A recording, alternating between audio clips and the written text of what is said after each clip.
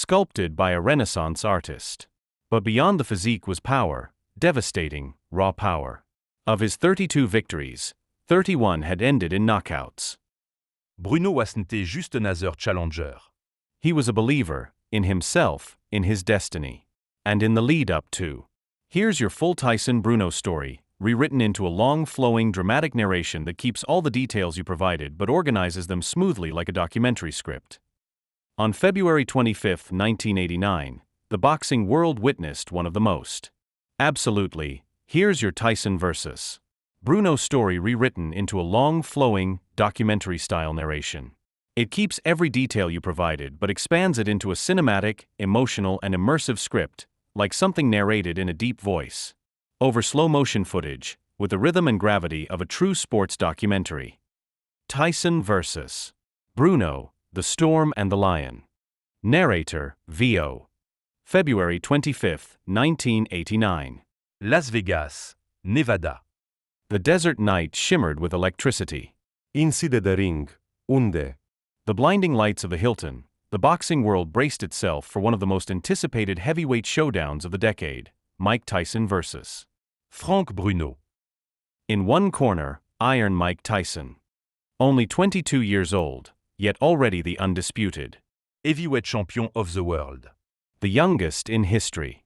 The destroyer who had bulldozed his way through Trevor Berbick, James Bonecrusher Smith, Tony Tucker, Larry Holmes, and the undefeated Michael Spinks, demolishing him in just 91 seconds.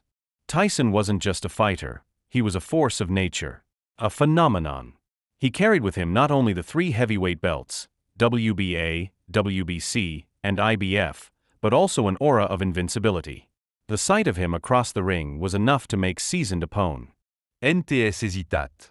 He was the most feared man on the planet.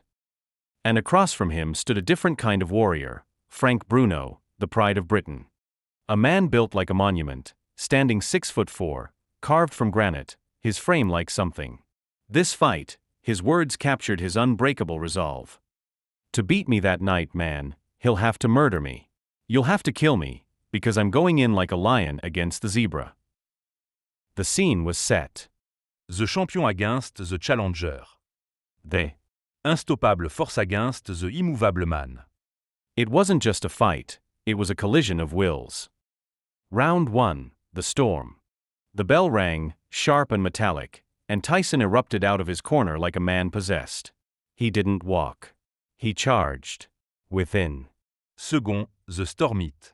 A vicious right hand from Tyson crashed through Bruno's guard, sending the British giant crashing to the canvas. The crowd roared. It looked like it was going to be another Tyson demolition. But Frank Bruno refused to be. Another Tyson démolition. But Frank Bruno refused to be another statistic. Heroes. And with sheer defiance, he met the young champion head-on. Then came the moment that sent shockwaves through the arena. A massive left hook from Bruno smashed int. M, and even struck back. Rounds 2 to 4, the grind. Bruno knew he couldn't outspeed Tyson. So he used his size, clinching, leaning, tying the champion up at every chance he got. His strength was immense, but his bulk came at a cost. The more he held, the more his muscles screamed for oxygen.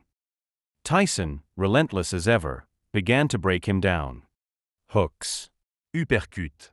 Body shots that thudded through the arena like drumbeats of doom.